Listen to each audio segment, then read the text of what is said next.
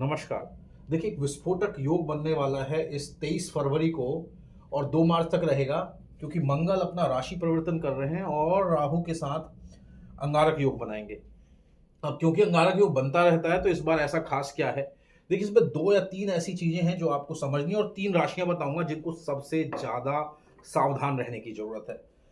क्यों? क्योंकि पंचग्रही योग यहाँ बन जाएगा और जैसा हम जानते हैं कि छठा, आठवां, 12वां भाव बहुत बड़ा रोल प्ले करता है हमारे जीवन में। किसी भी स्थायी दुख को अगर हम देखें तो अष्टम भाव से देखते हैं, है ना। रोग ऋण रिपु को देखें तो छठे से देखते हैं और 12वें से हम अपने लॉसेस को देखते हैं। बस आपको सावधानी कहाँ बरतनी है समझ लीजिए, और इसमें आपको करना क्या है, रेमेडीज भी ऐसे समय पे आपको क्या और किन बातों का। क्योंकि मंगल को अगर आप समझे तो मंगल एक ऊर्जा है, अगर अच्छी तरह से इसको यूज किया जाए तो इनिशिएटिव है, और अगर इसकी बुराई देखी जाए तो लड़ाई, दुश्मनी, घात, और अगर देश पर इसका प्रभाव देखें तो सैन्य व्यवस्था पर होता है, क्योंकि बेसिकली सिक्योरिटी को दिखाता है।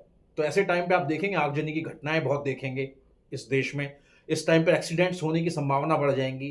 अब बॉर्डर पर हलचल आप देखने को मिल सकती है, क्योंकि कहीं ना कहीं सिक्योरिटी का कारक है। तो ऐसे समय पर जब मंगल पर दबाव बनेगा राहु के द्वारा, तो कहीं ना कहीं इन व्यवस्थाओं में हलचल होती है। ठीक है, अब समझ लीजिए, सबसे पहले मैं बताता हूं कर्क राशि के लिए यह आपके अष्टम भाव में बन रहा है। अब क्या आपको देखना है, सबसे पहले यह देखना है क्या यह मंगल जो है इन 3 नक्षत्रों से होकर गुजरेगा। तो सबसे पहले आपको यह भी देखना है क्या राहु और गुरु या मंगल डुअल एक्टिवेशन तो नहीं कर रहे हैं यहां। अब आप इसमें देखें तो कहीं ना कहीं आप पाएंगे यहाँ छठे भाव में आपके गुरु की राशि है। तो अब क्या यहां पर बन जाता है, छठा, आठवां दोनों भाव एक्टिवेट हो जाते हैं। अब ये प्रॉब्लमेटिक है, और यहां पर 5 ग्रह एक साथ होने पर मर्क्यूरी भी यहां है तो 12वां भाव भी एक्टिवेशन में आ जाता है। अब जब ये तीनों भाव एक साथ एक्टिवेशन में होते हैं सिर्फ अच्छा नहीं माना जाता। अब आपको क्या करना है, सबसे बड़ी बात यह है कि यहां आपको कमर से नीचे चोट लगने की संभावना बन जाती है। यहां पर कोई बड़ी इन्वेस्टमेंट इस समय में कर रहे हैं तो उसको बिल्कुल टाल दीजिए। ठीक है, बहुत बहुत इंपॉर्टेंट है आपके लिए। और अगर मान लीजिए यहां कोई सर्जरी या कोई प्रॉब्लम डॉक्टर ने आपको बताया, यहाँ कोई हेल्थ कॉम्प्लिकेशन होता है, तुरंत आप उसको चेक करवाना है, डिले नहीं करना है। ये बहुत इंपॉर्टेंट है आपके लिए। ठीक है, उसके अलावा क्योंकि यहां पर इस समय में, इसलिए मैं कह रहा हूं कि भाई नेगेटिव ही बोल रहे हैं, नेगेटिव इसलिए क्योंकि इस समय में 2 ग्रहण भी पड़ने वाले हैं, और यहां पर सूर्य के साथ अगर देखें तो राहु ऑलरेडी ग्रहण दोष बना के बैठे हैं। तो यह आपके लिए नहीं है सिर्फ 6, 8वें और 12वें भाव का मैं बता रहा हूं, और घर में भी इसका अलग तरह का नेगेटिव, वहां पर पॉजिटिव भी हो सकता है। जिसके 11वें भाव में बन रहे हैं तो वहां कमाई की संभावनाओं को भी बढ़ा देंगे। लेकिन यहां पर अष्टम में आपको सावधान रहने की जरूरत है, और आपको करना क्या है ये हम अंत में बता देंगे, वीडियो पर बने रहें। अब दूसरी राशि में बताऊं तो वो है आपकी कन्या। कन्या में कहा, छठे भाव में बन जाएगा। तो सबसे ज्यादा आपको ध्यान किन बातों का रखना है, रोग, ऋण और रिपु। तो रोग अगर कोई यहां उभर के आ जाए तो उसको हल्के में नहीं लेना है, बड़ा नुकसान कर जाएगा। ऋण हो सके तो अवॉइड कीजिए 2 अप्रैल तक, जितना ज्यादा हो सके। और इस बीच में अगर पंचक पढ़ रहे हैं और इस बीच में अगर द्विपुष्कर और त्रिपुष्कर योग पढ़ रहे हैं तो बिल्कुल नहीं लेना है, उसको आप अच्छे से चेक कर लीजिएगा, या आप हमसे संपर्क कर सकते हैं, मैसेज के माध्यम से हम बता देंगे। तो आपको अवॉइड करना है बिल्कुल। और रोग, ऋण और रिपु। रिपु का मतलब होता है शत्रु। शत्रु का क्या मतलब है, शत्रु का मतलब यह है कि किसी भी से आपको शत्रुता नहीं करनी है। यहां पर आपको लीगल में नहीं फंसना है, 6-12 के चक्कर में नहीं फंसना है।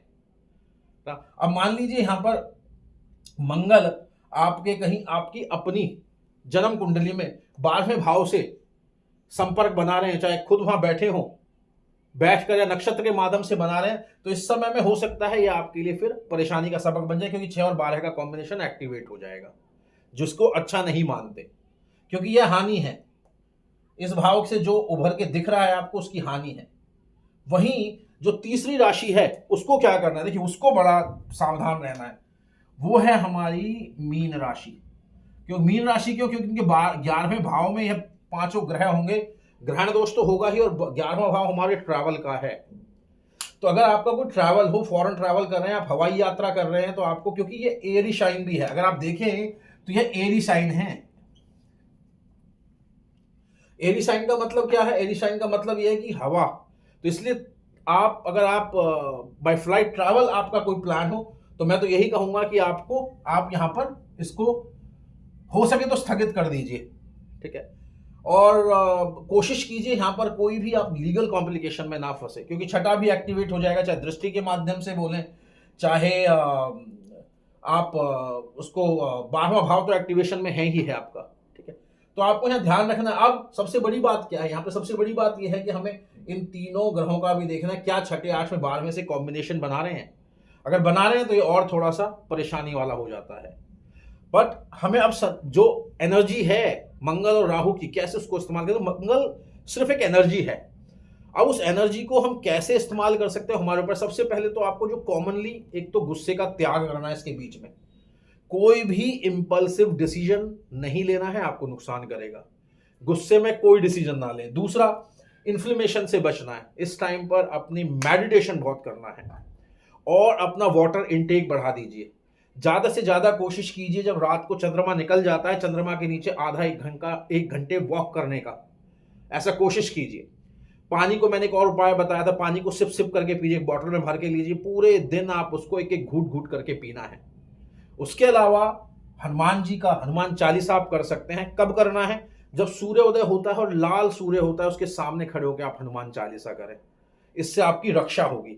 और लग्नेश का मंत्र, जैसे कर्क वालों को अपने लग्न के मालिक, लग्न का अधिपति कौन है, यहां पर हम राशि से लें तो राशि का अधिपति कौन है? चंद्रमा। ओम सोम सोमाय नमः का जाप करें। वहीं जैसे मैंने बताया कन्या, कन्या के लिए कौन है? बुध। ओम ब्राम ब्रीम ब्रोम सह बुद्धाय नमः का जाप करें। और वहीं मीन राशि, जैसे मैंने बताया, तो मीन राशि के क्या है? गुरु बृहस्पति। तो ओम ग्राम ग्रीम ग्रोम सह गुरुवे नमः।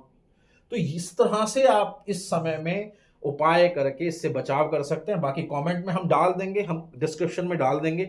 अगर आपको कुछ ना समझ आया हो तो आप वहां से जाके देख सकते हैं। आज के लिए इतना ही।